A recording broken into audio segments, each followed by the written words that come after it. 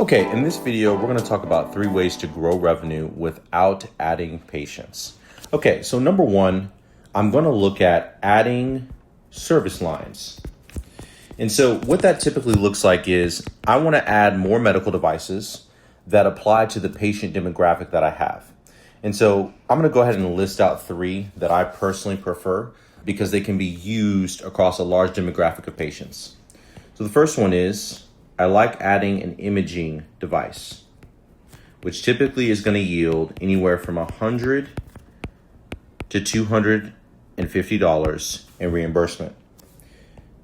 Secondly, I like to add ABI machines. I know a lot of providers outsource this, especially in the new reimbursement environment. I prefer to keep this in-house for additional revenue. And C, I like irrigation debridement. Typically, we want to use irrigation debridement for patients who do not qualify for mist therapy. Let's say it's something clinical or it is their insurance.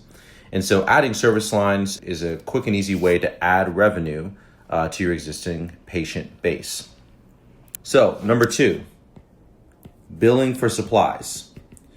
And so to bill for supplies, you do have to go through the process of getting your DME PTAN and officially becoming a DME company where you can then ship out supplies that you're ordering and bill insurance for those supplies.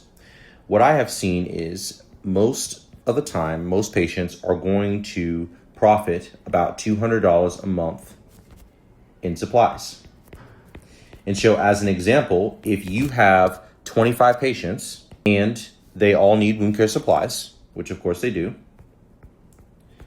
that can be an additional $5,000 a month. Again, estimation, but $5,000 a month in profit for your clinic, keeping the same amount of patients.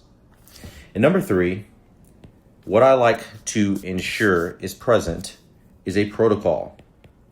And so the reason I think a protocol helps with revenue growth is because a protocol exists to achieve 2 objectives in your clinic at the same time.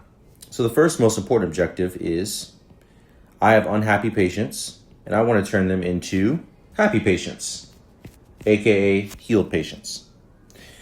I also need to make money. And so what a protocol does is it ensures across your organization that you are having consistent healing rates and you are having consistent revenue. Because although not every patient is the same and not all patients will receive the exact same process medically, we do want to see service lines utilized with some consistency to achieve consistent healing and consistent revenue.